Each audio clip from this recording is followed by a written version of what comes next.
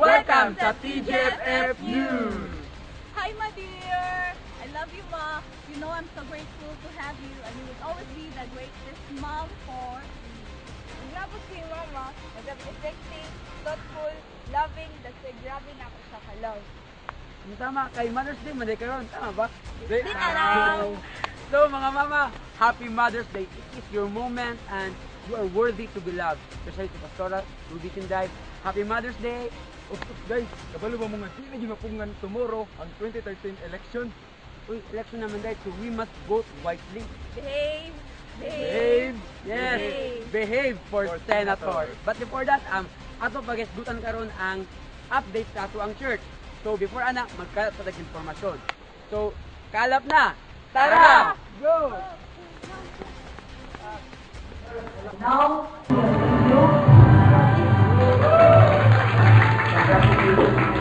okay, congratulations. Di makapagdito ta.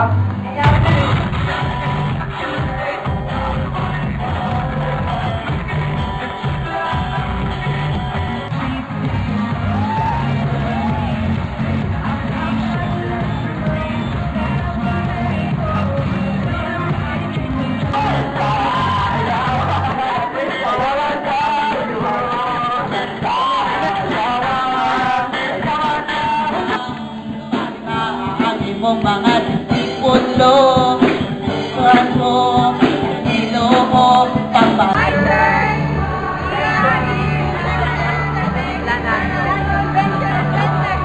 We're now attending regional GCOM conference. So the events are just going to start. Ladies and gentlemen, welcome to the Southern Mindanao G12 Conference.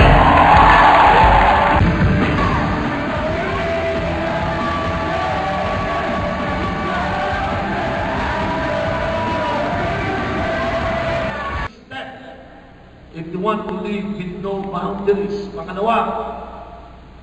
Sabi po dito, prepare to receive God-given promise of territory. Hindi lang tayo.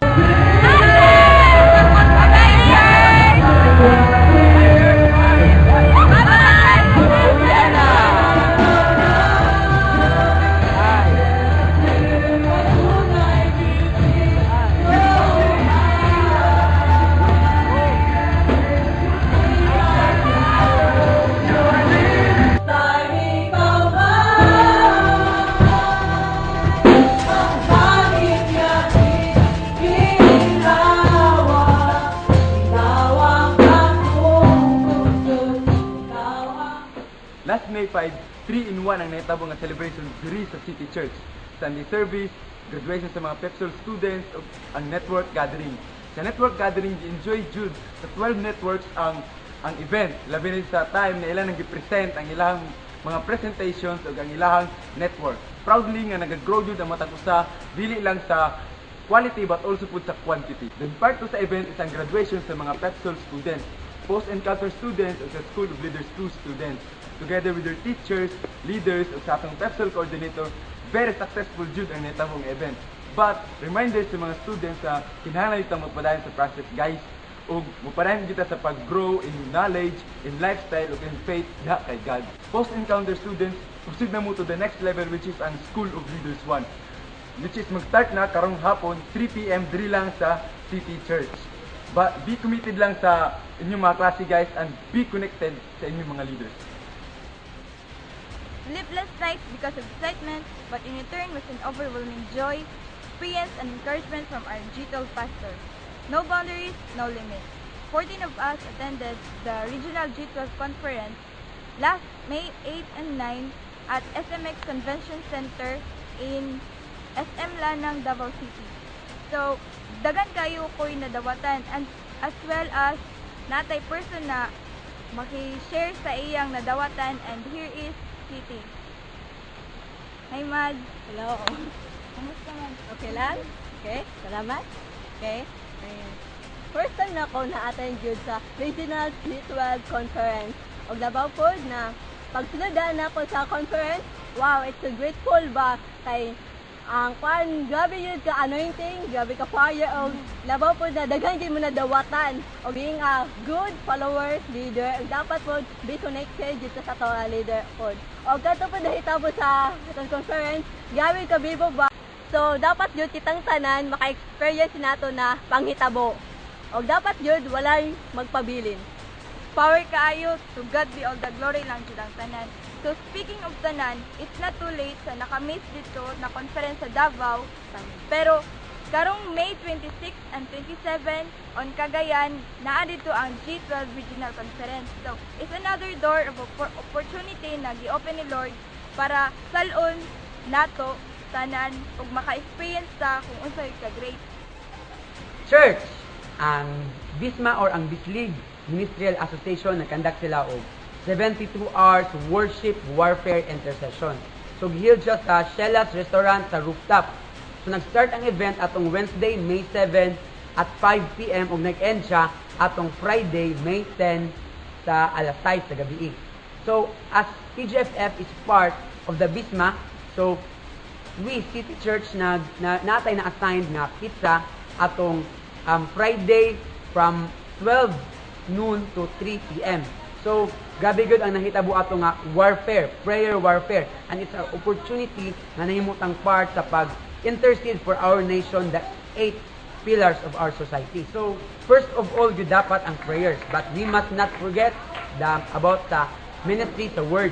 So, we must share our faith as a Christian. So, guys, bilang ditoan nag-end ang ato ang pagig-warfare for the transformation sa atong nation.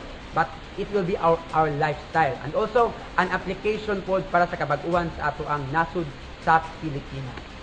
And sa update sa ato ang encounter, so our encounter coordinator nag-decide siya nga i-move ang encounter because direct yan Lord.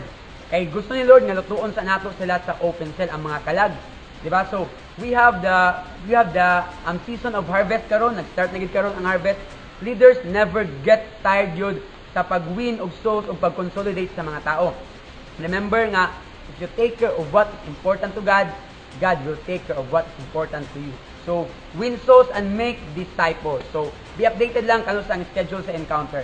So, get connected guys and be passionate para diha ang Lord. What's up, Reloaders? I heard na grabe kaayo mo ka-excited sa mahitabo nga Youth Reload. Pero, I heard also sad nga naay mahitabo nga changes. So, atong i-clarify sa atong Youth Reload Coordinator.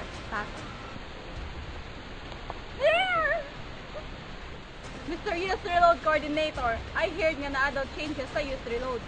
Tama ba kung dungog? Okay. Before ko mag-isgot, Ana, Mama, I love you. Happy Mother's Day. Okay, so God bless sa imong word karon na tanan jud ma-inspired.